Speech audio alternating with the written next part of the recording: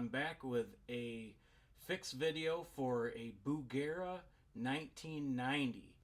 Now these things are notorious for sound cutting out and different problems that they've had over the years and their lack of reliability. I want to show you some of the things that you can do to it. I see people all over the internet still struggling with these problems, some old, some new. And I want to just share my findings with you guys, and so everybody can get their amps fixed and get back to playing guitar. One of the things that I found on the internet was to add a heat sink to a 7815 voltage regulator on the inside on one of the boards. That would be on the preamp board just underneath here. That was not the problem with this amp. I did do that, however, just to make sure that it wasn't the problem. Put the heat sink on, the problem remained. I bought this amp as a project head directly from the factory as a refurbishment for $130. I couldn't pass it up. I just wanted something with that Marshall tone, and I heard that this was kind of a JCM 900 knockoff, and I like the way that it sounds, but it kept cutting out on me after about, I don't know, 10-15 minutes. So after doing a bunch of other troubleshooting, I noticed that when I put my hand on this here, this is the power output transformer, that it was quite warm, and that after I would shut the amp off for about 10-15 minutes, it would come back on and I could continue playing, and output would continue out of the output jacks for the loudspeaker.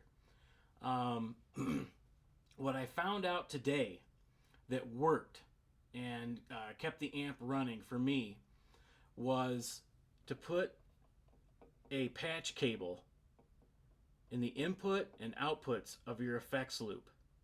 And why does that work? Well, that's because the effects loop is in series with the signal path. So the contacts inside the effects loop can get dirty or what have you, get corroded, and they can cause resistance, causing the output transformer to work overtime, overheat, and then shut off. So after I put the patch cable in the effects loop, the output transformer stayed cool and the amp stayed running. Now I did that on top of rebiasing the amp and the tubes. These are the old Bugera OEM tubes, which they work fine, but they're supposed to be kind of cheap, so I got some JJs I'm going to put in. I changed the preamps tubes out for a set of tube amp Doctor 12AX7s. So the thing sounds great. And I just got my Bias Master tube amp Doctor probe here that allows me, it's an octal probe, allows me to monitor the bias or set it. You don't want to use this RCA jack. You want to use an actual bias probe. So I re-biased the amp, so we're going to see what it sounds like, okay?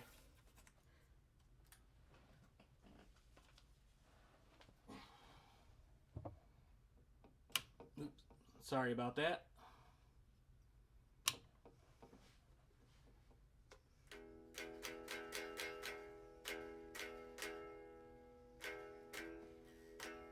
Amp should be kicking on here.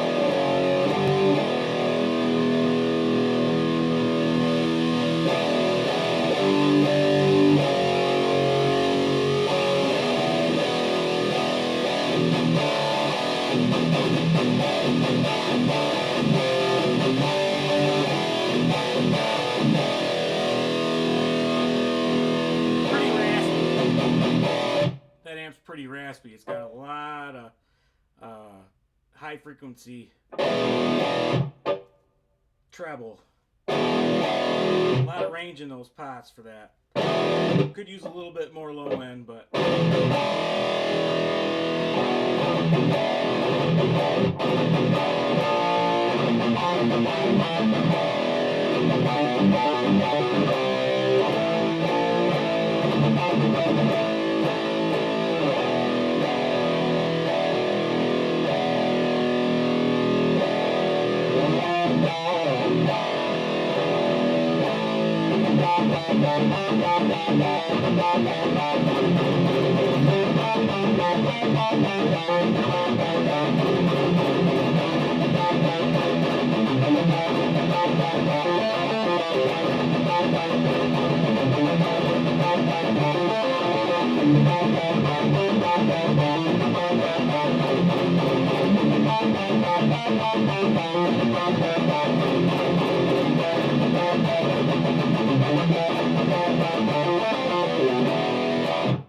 little bit of silosis for you guys.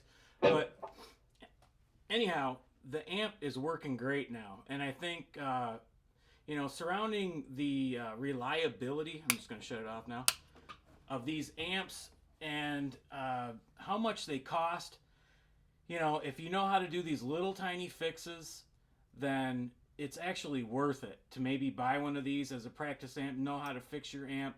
Another thing that you can look for right off the bat is to put your hand on the transformer, open up the head casing, and put your hand on this transformer and see if it's getting warm, if your amp is cutting out on you.